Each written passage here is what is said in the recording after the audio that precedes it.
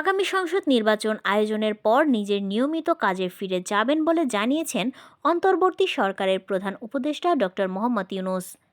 Staff reporter Minhasuddin জানান, শুক্রবার British সাময়িকী দ্য ইকোনমিস্টকে দেয়া এক সাক্ষাৎকারে তিনি একথা জানিয়েছেন।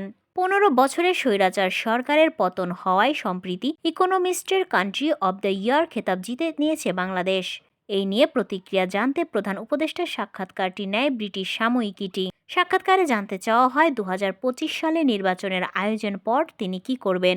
এর জবাবে প্রধান উপদেষ্টা বলেন, চাকরি আসলে কেড়ে নেওয়া হয়েছে, জোর করে এই কাজে আনা হয়েছে তাকে। তিনি তার কাজ করছিলেন এবং তা উপভোগও করেছিলেন। কাজের জন্য তিনি প্যারিসে ছিলেন, সেখান থেকে তাকে টেনে আনা হয়েছে অন্য কিছু করার জন্য। সুতরাং তিনি তার নিয়মিত কাজে ফিরে যেতে পারলে খুশি হবেন, যা তিনি তার সারা জীবন ধরে করেছেন।